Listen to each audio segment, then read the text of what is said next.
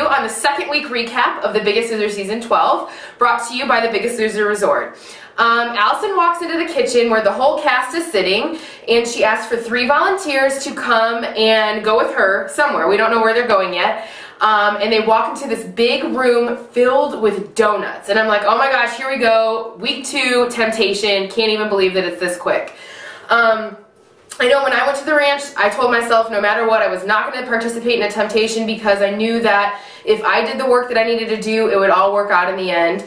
But 2 people decide to participate in this pop challenge, and the 2 people are Mike and John.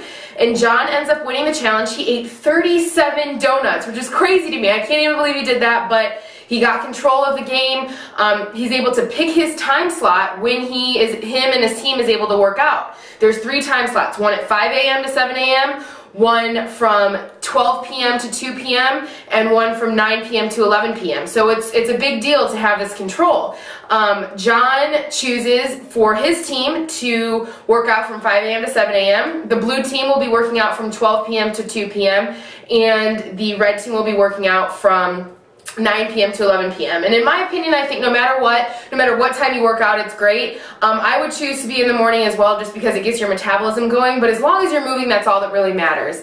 But the black team's having a little bit of an issue this week. Sonny and John aren't really getting along. John says that Sonny's dumb as poo, which is hilarious, but anyways, they work it out though. You know, the black team gets it together, they work it out, and that's what really matters in the end. As long as they're working as a team, they're able to pull it together and just be honest with each other. It's very important.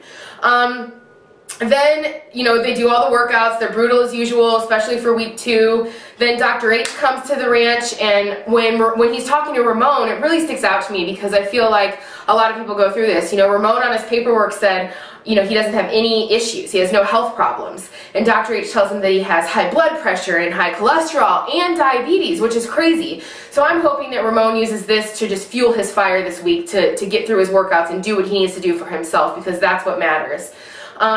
Then we go into the challenge, and this challenge is really cool. It's a maze on top of a pool, and basically you have to get the ball from one end of the maze to the other end of the maze in the shortest amount of time. Whoever gets there the fastest gets a 2-pound advantage this week, which is huge.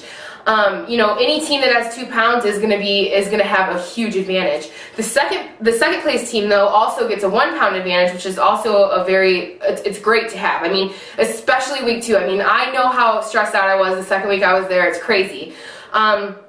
But anyways, the black team pulls it out in the end. They beat the red team by 3 seconds. So the black team has a 2-pound advantage this week. The red team has a 1-pound advantage. And unfortunately, the blue team doesn't have any advantage, but hopefully their workouts can push them through. We get to the weigh-in though, and the red team does pretty well. They do fairly well. You know, Ramon pulls out that 9. He let everything Dr. H told him just fuel him throughout the whole week, and I think that's awesome. I think, you know, Ramon, you just did a great job this week, and I'm really, really proud of you. Then the black team weighs in, and they do fabulous. John loses 15 pounds this week, which is crazy. I mean, he's lost over 50 pounds in 2 weeks. I'm calling it right now. He is going to beat Moses' record of 100 pounds in 5 weeks. I'm rooting for you, John. You go, boy. And then ultimately the blue team loses. Johnny gains 2 pounds, which is crazy. He goes home.